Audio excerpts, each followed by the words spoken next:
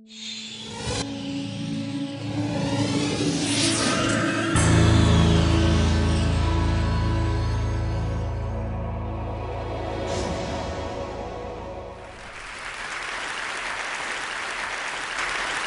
I'm going to talk about work, specifically why people can't seem to get work done at work, which is a problem we all kind of have. But let's sort of start at the beginning. So we have companies and nonprofits and charities and all these groups that have employees or volunteers of some sort. And they expect these people who work for them to do great work. I would hope, at least good work. Let's hopefully, at least it's good work. Hopefully great work. And so what they typically do is they decide that all these people need to come together in one place to do that work. So a company or a charity or an organization of any kind, they typically, unless you're working in Africa, if you're really lucky to do that, but most people have to go to an office every day. And so these companies, they build offices. They go out and they buy a building, or they rent a building, or they lease some space, and they fill this space with stuff. They fill it with tables or desks, chairs, computer equipment, software, internet access, maybe a fridge, maybe a few other things. And they expect their employees or their volunteers to come to that location every day to do great work. It seems like it's perfectly reasonable to ask that. However, if you actually talk to people and even question yourself, and you ask yourself, where do you really want to go when you really need to get something done? You'll find out that people don't say what businesses think they would say. If you ask people the question, where do you really need to go when you need to get something done, you typically get three different kinds of answers. One is kind of a place or a location or a room. Another one is a moving object. And a third is a time. So here's some examples. When I ask people, and I've been asking people this question for about 10 years, I ask them, where do you go when you really need to get something done? I'll hear things like the porch, the deck, the kitchen. I'll hear things like an extra room in the house, the basement, the coffee shop, the library. And then you'll hear things like the train, a plane, a car, so the commute. And then you'll hear people say, well, it doesn't really matter where I am as long as it's really early in the morning or really late at night or on the weekends. You almost never hear someone say the office. But businesses are spending all this money on this place called the office, and they're making people go to it all the time, yet people don't do work in the office. What is that about? Like, why is that? Why is that happening? And what you find out is if you dig a little bit deeper, you find out that people, this is what happens. People go to work, and they're basically trading in their workday for a series of work moments. That's what happens at the office. You don't have a work day anymore. You have work moments. It's like the front door of the office is like a Cuisinart. And you walk in, and your day is shredded to bits. Because you have 15 minutes here, and 30 minutes there, and then something else happens, and you're pulled off your work, and you got to do something else, and you have 20 minutes, then it's lunch. Then you have something else to do. And then you got 15 minutes, and someone pulls you aside and asks you this question, and before you know it, it's 5 p.m., right? And you look back on your day, and you realize that you didn't get anything done, right? I mean, we've all been through this. We've probably been through it. We probably went through it yesterday, or the day before, or the day before that. You look back on your day, and you're like, I got nothing done today. I was at work. I sat at my desk. I used my expensive computer. I used the software they told me to use. I went to these meetings I was asked to go to. I did these conference calls. I did all this stuff, but I didn't actually do anything. I just did tasks. I didn't actually get meaningful work done. And what you find is that, especially with creative people, designers, programmers, writers, engineers, thinkers, that people really need long stretches of uninterrupted time to get something done. You cannot ask somebody to be creative in 15 minutes and really think about a problem. You might have a quick idea, but to be in deep thought about a problem and really consider a problem carefully, you need long stretches of uninterrupted time. And even though the workday is typically 8 hours, how many people here have ever had 8 hours to themselves at the office? How about 7 hours? 6? 5? 4? When's the last time you had 3 hours to yourself at the office? 2 hours? 1 maybe? Very, very few people actually have long stretches of uninterrupted time at an office. And this is why people choose to do work at home, or they might go to the office, but they might go to the office really early in the day. or late at night when no one's around, or they stick around whenever after everyone's left, or they go in on the weekends, or they get work done on the plane, or they get work done in the car or in the train because there are no distractions. Now, there are different kinds of distractions, but there aren't the really bad kind of distractions, which I'll talk about in just a minute. And this sort of whole phenomenon of having like short bursts of time to get things done reminds me of another thing that doesn't work when you're interrupted, and that is sleep. I think that sleep and work are very closely related. And it's not just that you can work while you're sleeping and you can sleep while you're working. That's not really what I mean. I'm talking specifically about the fact that sleep and work are phase-based or stage-based events. So sleep is about sleep phases or stages. Some people call them different things. There's 5 of them. And in order to get to the really deep ones, the really meaningful ones, you have to go through the early ones. And if you're interrupted while you're going through the early ones, so if someone bumps you in bed or there's a sound or whatever happens, you don't just pick up where you left off. If you're interrupted and woken up, you have to start again. So you have to go back a few phases and start again. And what ends up happening, sometimes you might have days like this where you wake up at 8 in the morning or 7 in the morning or whenever you get up and you're like, man, I didn't really sleep very well. I did the sleep thing, I went to bed, I laid down, but I didn't really sleep.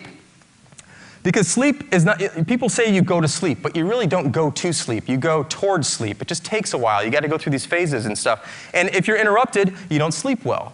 So how do we expect, does anyone here expect someone to sleep well if they're interrupted all night? I don't think anyone would say yes.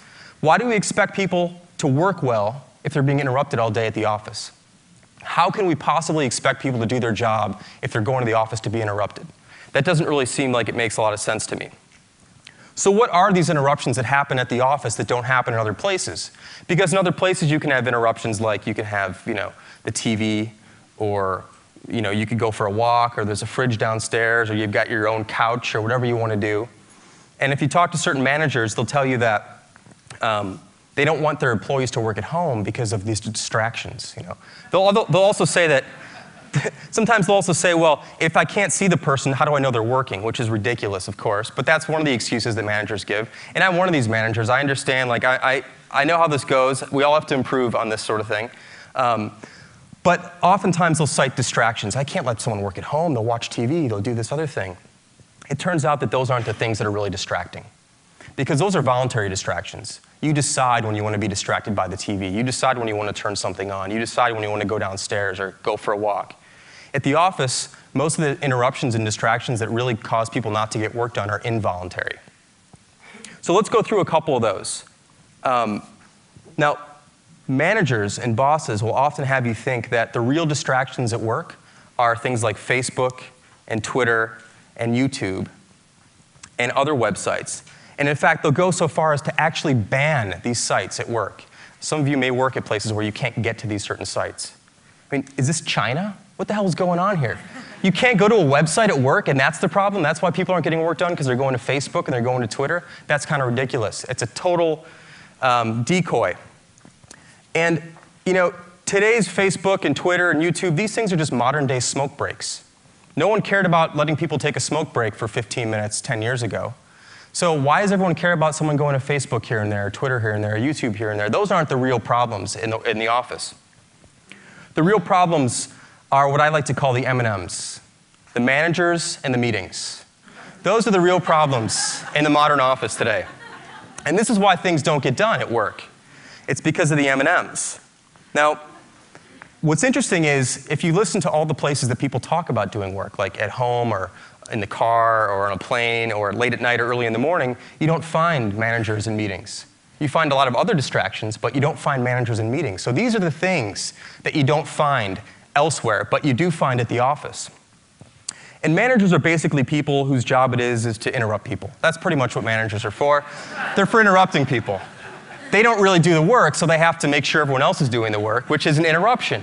And we have a lot of managers in the world now, and there's a lot of people in the world now, and there's a lot of interruptions in the world now because of these managers. They have to check in, hey, how's it going? Show me what's up, this sort of thing. And they keep interrupting you at the wrong time.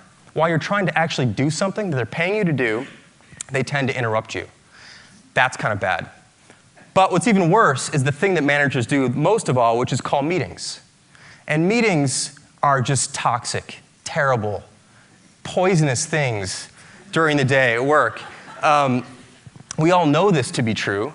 And you would never see a spontaneous meeting called by employees. It doesn't work that way. It's like the manager calls the meeting, so the employees can all come together. And it's an incredibly disruptive thing to do to people, is to say, hey, look, we're going to bring 10 people together right now and have a meeting. I don't care what you're doing. Just you got to stop doing what you're doing so you can have this meeting. I mean, what are the chances that all 10 people are ready to stop? What if they're thinking about something important? What if they're doing important work? All of a sudden, you're telling them they have to stop doing that to do something else.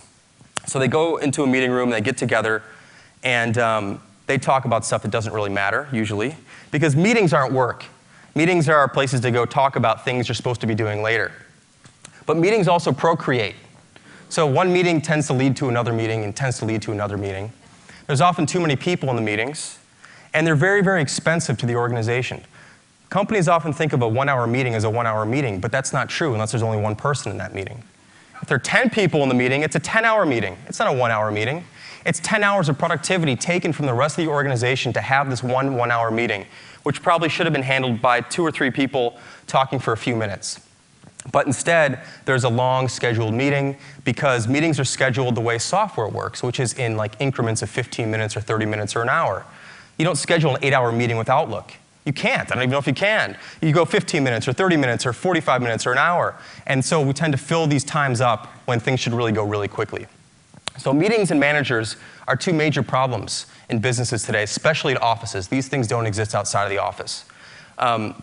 So I have some suggestions to kind of remedy the situation. What can managers do, enlightened managers, hopefully, what can they do to make the office a better place for people to work? So it's not the last resort, but it's the first resort. It's that people start to say, when I really want to get stuff done, I go to the office. Because the offices are well equipped. Everything should be there for them to do their work, but they don't want to go there right now. So how do we change that? I have 3 suggestions I'll share with you guys. I have about 3 minutes, so that'll fit perfectly. We've all heard of the casual Friday thing. I don't know if people still do that, but how about no talk Thursdays? How about pick just one Thursday once a month and cut that day in half and just say the afternoon. I'll make it really easy for you. So just the afternoon, one Thursday, the first Thursday of the month, just the afternoon, nobody in the office can talk to each other. Just silence. That's it. And what you'll find is that a tremendous amount of work actually gets done when no one talks to each other. This is when people actually get stuff done, is when no one's bothering them and no one's interrupting them. And you can give someone, giving someone 4 hours of uninterrupted time is the best gift you can give anybody at work. It's better than a computer. It's better than a new monitor. It's better than new software. Whatever people typically use, giving them 4 hours of quiet time at the office is going to be incredibly valuable. And if you try that, I think you'll find that you agree. And maybe, hopefully, you can do it more often. So maybe it's every other week or every week, once a week. Afternoons, no one can talk to each other. That's something that you'll find will really, really work. Another thing you can try is switching from active communication and collaboration, which is like face-to-face stuff, tapping people on the shoulder, saying hi to them, having meetings, and replace that with more passive models of communication, using things like email and instant messaging or collaboration products, things like that. Now, some people might say email is really distracting, and IM is really distracting, and these other things are really distracting, but they're distracting at a time of your own choice and your own choosing. You can quit the email app. You can't quit your boss. You can quit IM. You can't hide your manager, right? You can put these things away, and then you can be interrupted on your own schedule, at your own time, when you're available, when you're ready to go again, because work, like sleep, happens in phases. So you're going to be kind of going up and doing some work, and then you're going to come down from that work, and then maybe it's time to check that email, check that IM. And there are very, very few things that are that urgent that need to happen and need to be answered right this second. So if you're a manager, start encouraging people to use more things like IM and email and other things that someone else can put away and they can get back to you on their own schedule. And the last suggestion I have is that if you do have a meeting coming up, if you have the power, just cancel it. Just cancel that next meeting.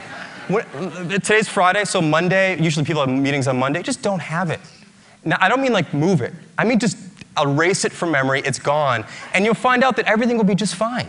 Like all these discussions and decisions you thought you had to make at this one time at 9 a.m. on Monday, just forget about them and things will be just fine. People have a more open morning, they can actually think, and you'll find out that maybe all these things you thought you had to do, you don't actually have to do.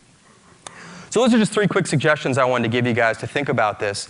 And I hope that some of these ideas were at least provocative enough for managers and bosses and business owners and organizers and people who are in charge of other people to think about laying off a little bit and giving people some more time to get some work done. And I think it'll all pay off in the end. So thanks for listening.